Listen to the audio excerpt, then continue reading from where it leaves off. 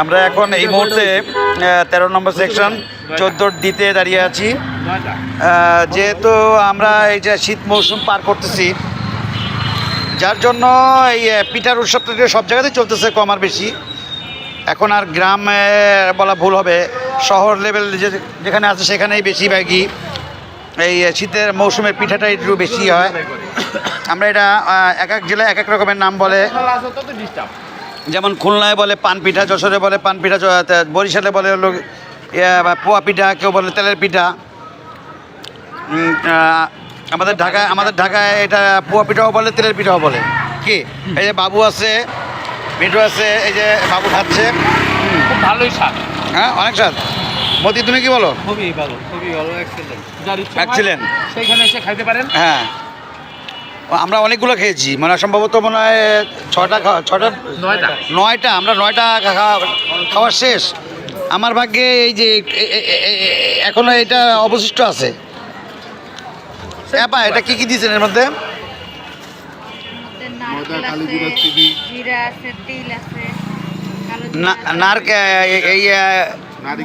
মন্ডটার মধ্যে নারকেল আছে, তিল আছে, কালিজিরা আছে, জিরা আছে, ময়দা, সুজি, চালের গুঁড়া আর চিনি। আপনার নামটা কি? মেঘলা। মেঘলা তো আমার মেয়ের নাম, বড় মেয়ের নাম। বড় মেয়ে।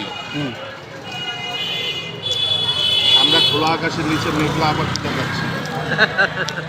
এই যে বলার সঙ্গে সঙ্গে খোলা আকাশ চলে এসেছে, যেখানে তারাও দেখা যাচ্ছে না। তারা দেখা যাচ্ছে না, দেখা যাচ্ছে তারা দেখা যাচ্ছে। এই যে তারা, ওই যে তারা দেখা যায়।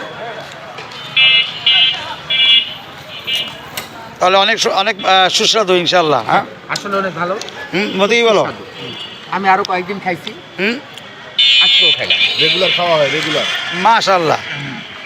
যখনই আসি তখনই আপনারা আরো ডায়াবেটিস না থাকলে এসে করেন। লোকেশনটা বলে দিচ্ছি, আপনার মিরপুর 13 14 ডি 5 নম্বর লাইনের মাথায়,